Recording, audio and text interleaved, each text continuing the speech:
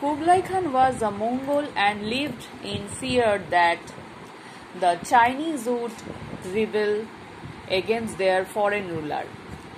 কুবলাই খান ছিলেন মঙ্গোল, অর্থাৎ মঙ্গোলীয় জনগোষ্ঠীর মানুষ, এবং তিনি এই ভয়ে থাকতেন যে চাইনিজরা হয়তো কখনো রেবেল অর্থাৎ বিদ্রোহ করবে তা এই বিদেশি শাসকের বিরুদ্ধে। অর্থাৎ তিনি নিজে চীনা ছিলেন না, তাই তার মনে ভয় ছিল যে চীনারা হয়তো কখনো তার বিরুদ্ধে বিদ্রোহ করবে, কারণ তিনি চীনা নন, তিনি বিদেশি।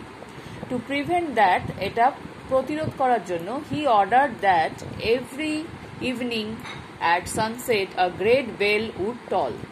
এর জন্য তিনি কি আদেশ দিয়েছিলেন যে প্রত্যেক দিন যখন সূর্যাস্ত হবে তখন একটা বিশাল বড় ঘন্টা বাজবে, ঘন্টার ধ্বনি হবে। After which no citizen could leave his home, তারপর কোনো নাগরিক তার বাড়ি ছেড়ে বেরোতে পারবে না। But this restriction never bothered us, কিন্তু এই যে একটা রেস্ট্রিকশন অর্থাৎ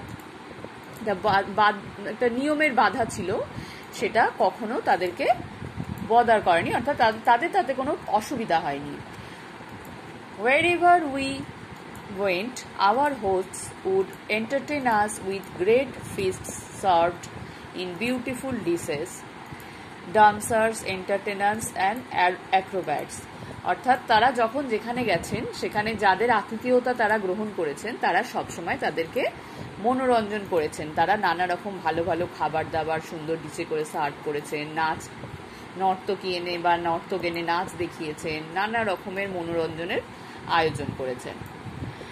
in time I learned the local ডায়ালেক্টস so well that I served under the Khan as governor of a Province. এবং এই সময়ের মধ্যে তিনি সেখানকার স্থানীয় ভাষা, ডায়ালেক্ট অর্থাৎ সেই স্থানীয় অঞ্চলে যেভাবে কথা বলা হয়, যে ভাষায় যে টানে, সেটা শিখে নিয়েছিলেন। তার ফলে কি হয়েছিল, তিনি সেই কুবলাই খানের অধীনে একটা প্রদেশের গভর্নর বা শাসক হিসেবে কাজ করেছিলেন।